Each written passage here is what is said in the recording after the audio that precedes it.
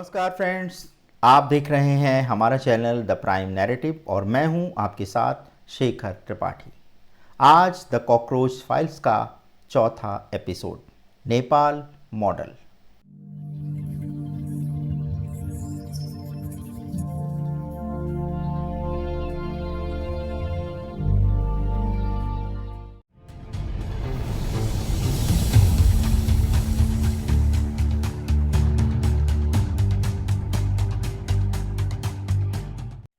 Operation disturb India. इतिहास हमें एक अजीब चीज़ सिखाता है। लोग अक्सर क्रांति शुरू तो कर देते हैं, लेकिन उन्हें ये पता नहीं होता कि क्रांति खत्म कहाँ होगी। हर युवा आंदोलन लोकतंत्र नहीं बचाता। कभी कभी वही आंदोलन नई सत्ता के लिए सीढ़ी भी बन जाता है।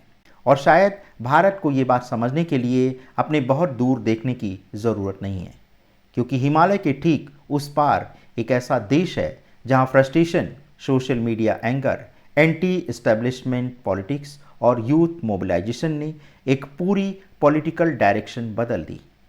नेपाल, एक ऐसा देश जिसकी राजनीति पिछले 2 दशकों में लगातार इनस्टेबिलिटी से गुजरती रही है। राजशाही से गणतंत्र, सिविल कॉन्फ्लिक्ट से कोलिशन पॉलिटिक्स, इकोनॉमिक फ्रस्ट्रेशन, मास माइग्रेशन, यूथ एंगर और फिर डिजिटल पॉलिटिक्स का विस्फोट। नेपाल की कहानी सिर्फ नेपाल की कहानी नहीं है, ये उस पूरे साउथ एशियन साइकोलॉजिकल ट्रांजिशन की कहानी है, जहां नई पीढ़ी पुरानी पॉलिटिकल स्ट्रक्चर पर भरोसा खोने लगी है। लेकिन कहानी की शुरुआत कहां से हुई, ये बताते हैं। Frustration.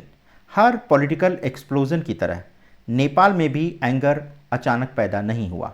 Corruption allegations, economic struggles, political instability, frequent government collapses, youth unemployment, इन सब ने धीरे धीरे पब्लिक फ्रस्ट्रेशन बिल्ड किया। और फिर सोशल मीडिया ने उस फ्रस्ट्रेशन को एम्पलीफाई करना शुरू किया।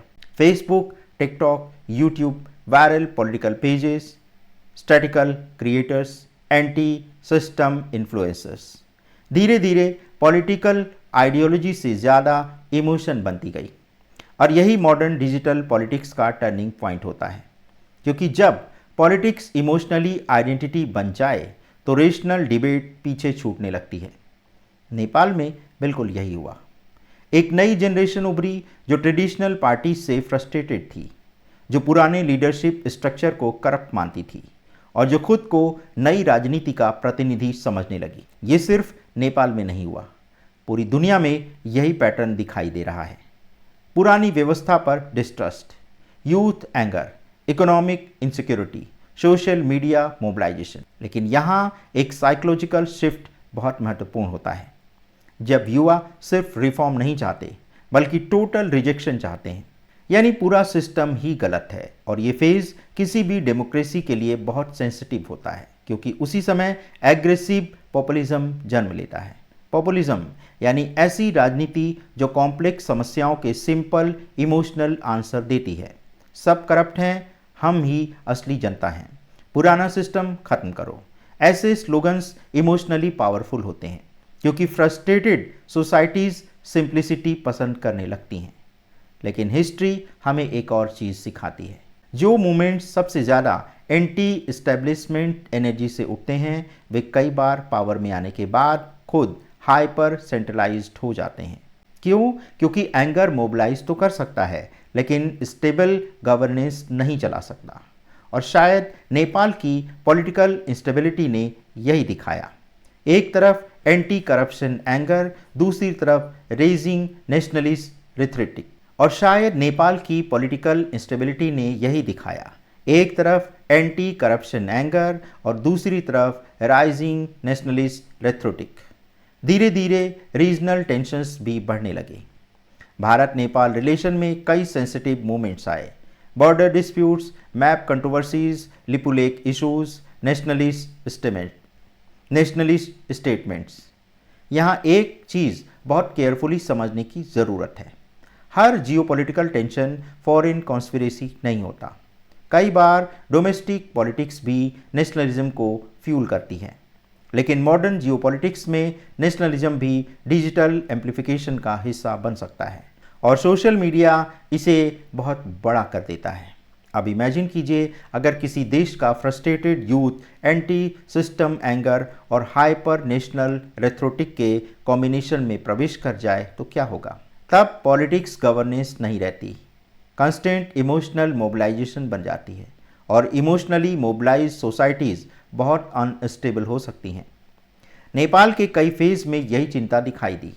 Frequent political changes, street anger, digital polarization, institutional instability. लेकिन शायद इस कहानी का सबसे इम्पॉर्टेंट लेसन कुछ और है। क्रांति के दौरान लोग अक्सर सोचते हैं कि बस पुरानी सत्ता हट जाए तो सब ठीक हो जाएगा, लेकिन हिस्ट्री कहती है पावर वैक्यूम कभी खाली नहीं रहता।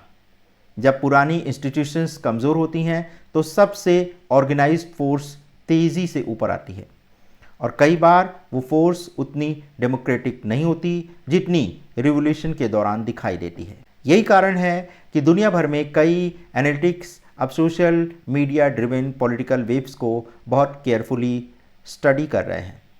अरब spring, Latin America unrest, Sri Lanka crisis, South Asia political instability, हर जगह एक चीज़ कॉमन दिखी, डिजिटल इमोशन। और डिजिटल इमोशन का सबसे डेंजरस फेज़ क्या होता है, जब आउटरेज आइडेंटिटी बन जाए।